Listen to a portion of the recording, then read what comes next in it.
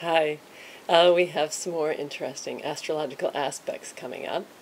This time, the two planets that are most interesting to look at right now are Neptune and Mars. I spoke a little bit about Neptune last time. Neptune is in its own sign of Pisces, which in the best of all possible worlds represents things like the ecstatic spiritual experience. Neptune wants us to drop the boundaries. It wants us to connect to something bigger than ourselves, something that we're all connected to. So it represents art, music, dance, the drug-induced high.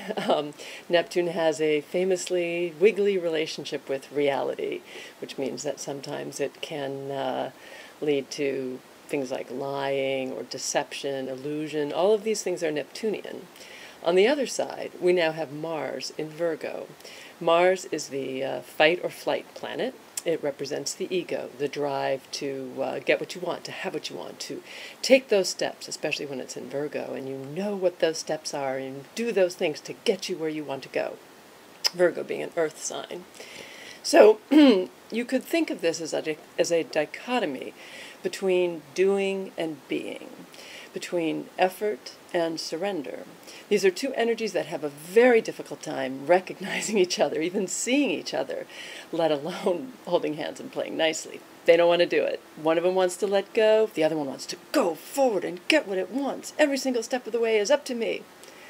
So as you might imagine, the goal of this time, the point of this time, the whole purpose or the whole message of this aspect is to do the work, to do the effort, and let go of the results.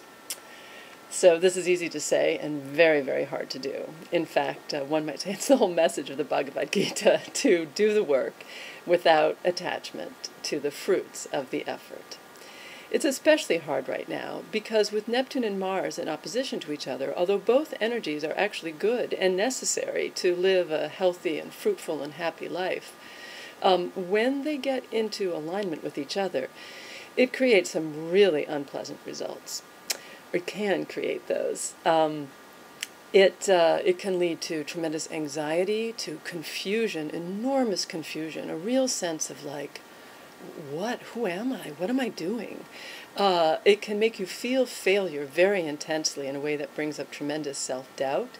It can bring up anger, of course, and depression. I'm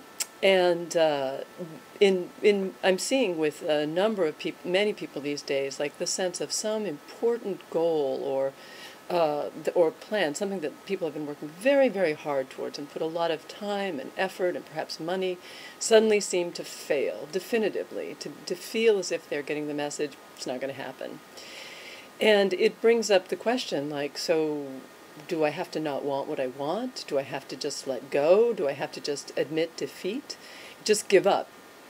And of course, the message is not, definitely not, just give up, but it's to maybe just release a little bit the sense that you're the one that's going to make it happen, that it's up to you to hold on to what is important in what you dream for and what you desire, what your heart really truly hopes for in life, and to continue to do the work, to do what's in front of you to do, to take the steps that are there to be taken and let go of the results.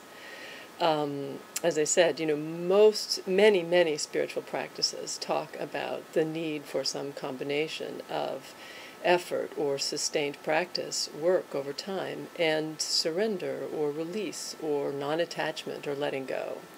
And it's trying to find like an ease in the balance between these two very, very contradictory forces. Much like working with, that's the whole point, much like working with an injury, where you can't just push, and I'm not going to let this get in my way. You have to step back some. You have to let the circumstances themselves have an effect on you and on your life, and you have to acknowledge that there is a kind of beauty in knowing that it isn't really all up to you.